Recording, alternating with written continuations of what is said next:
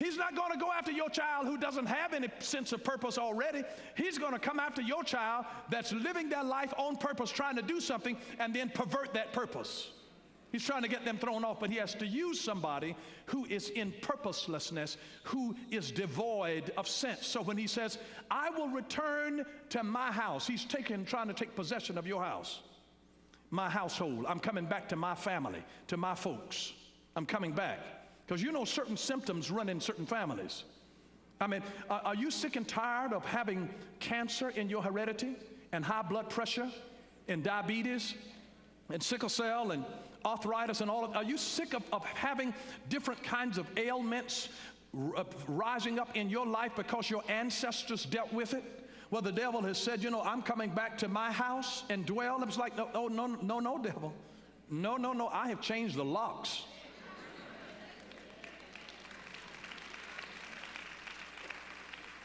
It's like, this is not my grandpa's house anymore. Listen, you're in a new place now, devil. You have to govern yourself accordingly. I'm serving you your eviction notice.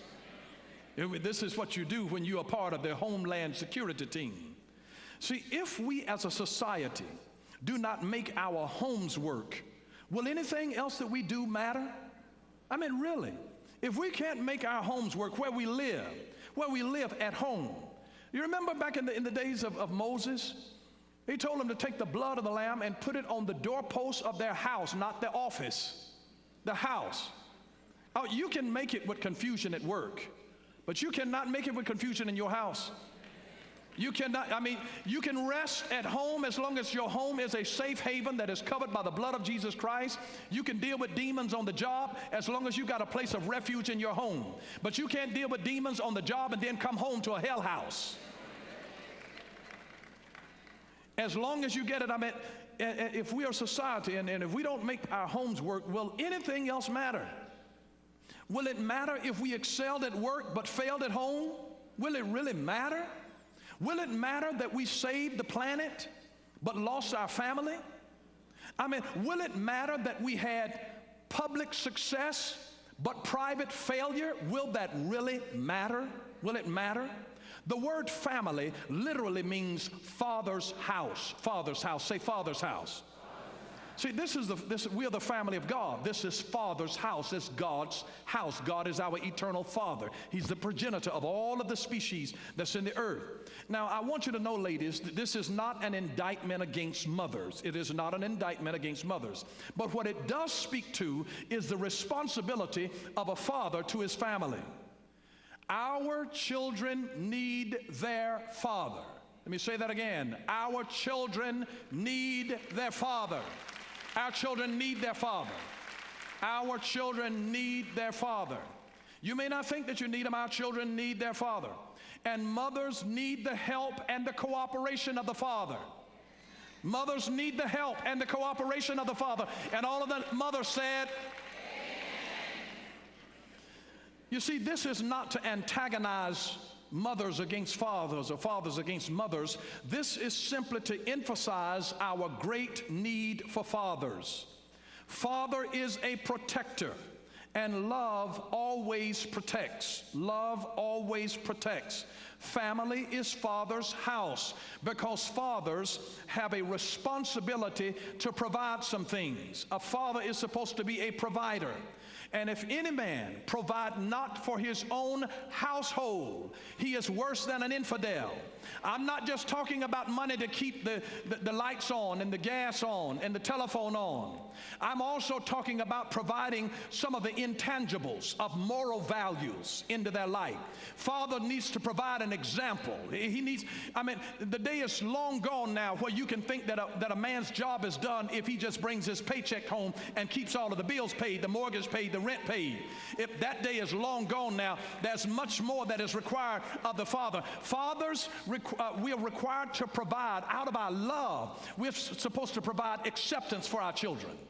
Our children need acceptance. If we reject them from home, they will run into the arms of devilish groups and demonic folks that are against God that'll say, come on over here, we'll receive you, and bring them, and they'll find more love among some other dope folks in a crack house And there's a problem there. If they can find greater love among gang members, did you know that a gang is nothing more than an artificial family?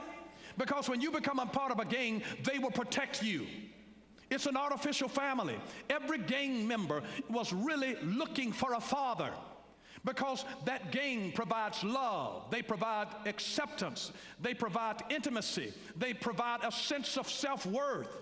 Everything that the gang provides is an artificial family. It was supposed to be provided in their home. The greatest insulation that you have in your life to be able to insulate your children from gang activity is to create this atmosphere in your home where you have acceptance for your children. That is unconditional love that produces a security in your children. That I'm going to love my child, I'm going to love my son, I'm going to love my daughters, even if they don't get the best grades in school. I'm still going to love them. Even if they don't perform as well as somebody else, even if they don't clean up every time that we tell them and pick up after themselves, that's not going to be the basis as to whether or not we love them. We're still going to love them. Our love is unconditional. I want them to be secure in that whole idea. So we provide acceptance, and then we provide affection. Every father's to be providing affection. Years ago, fathers didn't know to do that. They thought that they turned their boys into sissies or something if they were affectionate with them, touching them and hugging them. Listen, if they don't touch you, they may look at the father's love through some other man in a perverted way. And you ought to love them, you ought to touch them, you ought to have words of endearment, saying to them, you're the best. You ought to give them your affection. Your affection. You ought to just be able to love them. I remember someone was spending some time with me some years ago, and my children were young at that time. One of my children had gotten hurt, and they just came there while the other person was talking to me. And I never stopped, but my child just ran and grabbed me around my leg, and they were upset and crying, and I just stroked them. I just showed affection to them while we were still carrying on the conversation. I'm communicating my love through my affection, through the touch, through the laying on of hands. And daddy's touch soothed the child, just soothed that spirit, just calmed down. They stopped crying. After they were all right, they went on back off and played. And I communicated what they needed just in that touch. I could have said, boy, don't you see me here talking? Get away from here. But no. I understand this is my ministry right here. This is my ministry. Listen, my ministry, before it's in here to thousands of folks here, before it's to television, before it's to radio or anybody else, my ministry is to my home. It's to my home, to the folks that I'm responsible for, the Father in that place. And so if I can't be respected any place else, as long as I'm respected in my home, as one who provides acceptance and affection to my children in my own home. That's the key. When you do that, it will increase your life in a special way. Then fathers provide attention. There's attention where you pay attention to their needs. You ask about their activities, their plans, their hopes, their dreams, their aspirations, where you give attention to them. We can't send messages to them through our actions to say that my telephone and text messaging is more important than you are, or my watching my favorite program on television, or my reading my mail, when they come to you at an inopportune time. Sometimes the time that the child's heart is really open to you is an inopportune time because you are busy doing something else. And if we can't be discerning enough to see that my child wants something from me right now, they need some of my attention. They need some of my attention. And your children shouldn't have to make an appointment to be able to come and talk to you. If they come to you and if their heart is open, you've got to strike while the iron is hot.